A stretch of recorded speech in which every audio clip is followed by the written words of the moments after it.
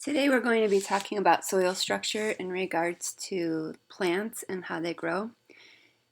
Here we can see a picture of soil horizons. So this is different layers that soil takes on over time.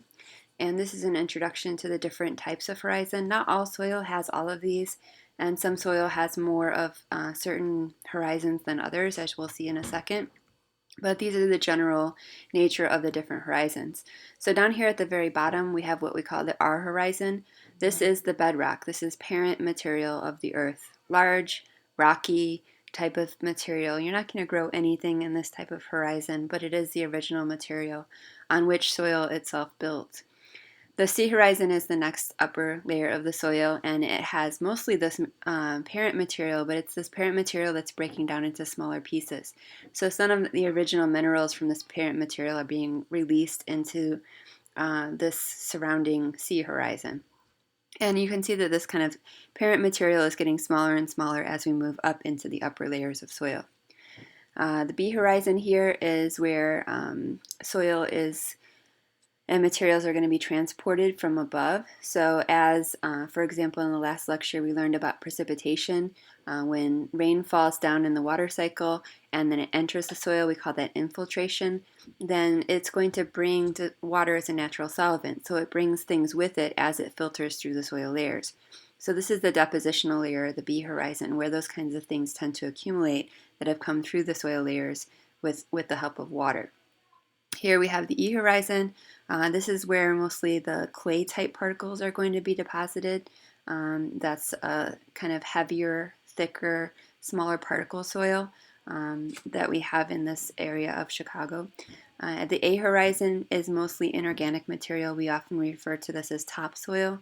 It's generally rich in nutrients, but it doesn't have a ton of organic matter dissolved into this layer. So this is a really important layer for plants. This is where most of the plant roots are going to exist, but we do have to have an organic layer, which is what we call this O horizon on top, O for organic, because this is where the organic matter is going to be. This is where organisms like worms and beetles and bugs and other decomposers and detritus feeders, which we learned about earlier, are living and recycling all the dead material back into the soil. So it's creating a nice organic layer for those plants to live off of. So these are the basic types of soil and the different horizons that exist in possible soil layers. You can also see here that it talks about relative soil particle size. So we do have different sizes of soil. As I was mentioning earlier, clay is the smallest particles. So when clay gets compacted really tightly together, it's really actually very difficult for water to infiltrate through the clay because those particles are so small and there's so little space in between them when they're next to each other. Water has a hard time making its way through clay, so that can get waterlogged really quickly. And we want that in the lower layers for sure, far away from the plants and their roots, which would cause problem if it was waterlogged. Silt is the kind of central middle of the road size particle. So we could consider this maybe like a medium. Let's say this is a small marble. This is a medium marble. And so if you imagine putting marbles next to each other, then there's some space between them through which water can flow. So that's good. We want water to be able to flow in between the particles. We don't want it to get completely stuck like it would with even smaller marbles, imagining those clay particles not letting any water through. But we do want some water to come through, but we don't want a waterlogged soil. And then sand is the last option here. Sand is very large particles. If you pick up a piece of sand from the beach, you know how big those particles of sand are. And when you have really large particles like this, imagine putting several of these size marbles together. There's going to be big spaces between them through which water can flow. So water will tend to go into or infiltrate sand very quickly, but then it runs straight down into the groundwater and really doesn't get held for the plants to be able to absorb very well. Silt is really the middle of the road. It's a nice sized particle that allows some water to come through and some water to be held for the plants. And so this is a really healthy type of soil for plants to grow in. And then clay, like I said, doesn't allow much infiltration. It tends to pool water in the area of the clay, and that tends to waterlog the plants. So we like to have a good combination of these three. The perfect combination of these three is what we call loam, L-O-A-M, and that's really the most healthy type of soil we can have. Soil development takes time. I did want to put this one on here. Normal soil is not just beautiful with all these different horizons right away. It actually builds up over long, long periods of time, as it says here, over hundreds of thousands of years. So this is a breakdown and a weathering of the parent material, and as it weathers and gets into smaller and smaller particles, we start adding these different layers we were just talking about. So it takes thousands of years for soil to build that up. So if something that we're doing as humans is going to wipe away some of the soil or remove some of these layers somehow through erosion and wind, which are of course natural processes, but through deforestation and taking the roots out that would normally be in the soil, and planting our crops and depriving certain soil of certain nutrients from planting the same crops over and over, from preventing different crops from growing in an area, just doing monocultures because those are the cultures like corn, for example, or soybeans that we're interested in growing. All of these things can really have a negative impact on soil over time and start to wear away these upper layers in particular of soil.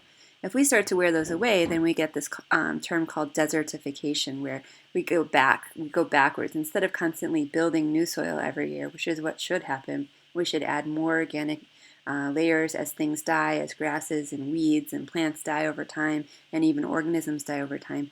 The decomposers continue to add to this O layer and refurbish it each and every year. So we should constantly be moving in this direction as we move through time. But if we start to go backwards because of not good soil practices, which we humans are using, then we're going to lose more and more of those top horizons, and we're going to get more of this parent material, which is almost completely unsuitable for living organisms to survive in. So our food crops and cultures will not be able to grow in this kind of desert material that's very rocky and not very organic rich.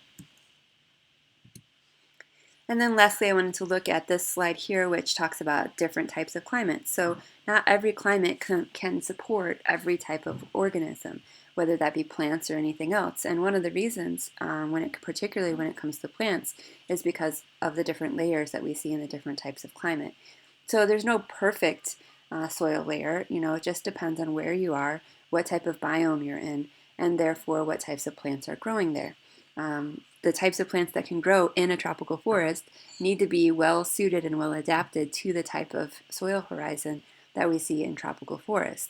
The types of plants that can grow in the tundra, which is not many, have to be well suited for growing in this really rocky kind of desert type of soil with this not a lot of organic matter for them to work with.